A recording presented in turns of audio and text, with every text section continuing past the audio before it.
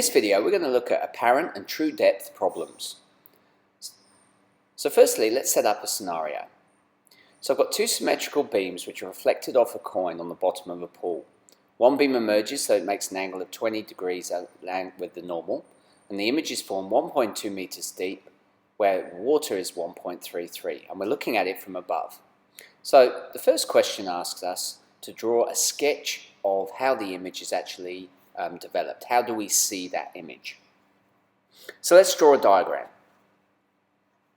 So what I'm going to do, I'm going to use a horizontal straight line to look at my boundary and separate air from water and label them. Okay, so there's my air and there's my water. Right, next thing, I'm just going to put a quick sketch of the coin. That's sitting on the pool. Great.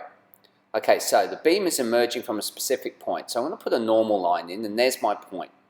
Now, it says the two beams are symmetrical. So they leave an angle of incidence of 20 degrees. So when it hits the boundary surface, it's also going to make 20 degrees. There's my refracted ray, which we'll explore later. Now, as I said, it's symmetrical, so another beam will come off at in the opposite direction, but still at 20 degrees. Okay, so then it's refracted away. And they don't converge on the air side, so they converge as a virtual image on the water side, and where the two lines cross and track back, there's my image. That's where I see it.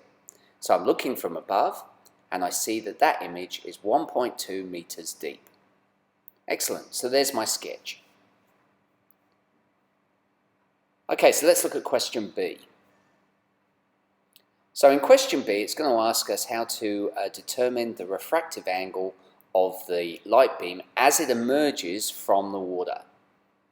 So let's write down what I know. Well, I know the refractive index of water is 1.33. I know the incident angle is 20 degrees. The refractive index of air is 1, and I've got to find the angle of refraction. So there's Snell's law. Now, N1 is going to equal the water, because that's where I'm coming from. N2 is going into the air, which is the second media. N1 is going to be theta I, and theta 2 is going to be theta R. So we substitute in, so we get 1.33 sine 20 equals 1 times sine theta 2. So sine theta 2, just moving it over to the other side, equals that. And theta 2 is going to be the inverse sine of 1.33 times sine 20. So I get that the refractive angle is 27 degrees. Okay, let's look at question C. So question C is going to ask us to calculate the depth of the pool. Now, we know that the refractive index equals the real depth divided by the apparent depth, and I know that the refractive index of water is 1.33. I know the apparent depth is 1.2 meters. So I just rearrange so that I bring apparent depth up with the refractive index. So it's 1.33 times 1.2, which equals 1.6 meters. Thanks for watching.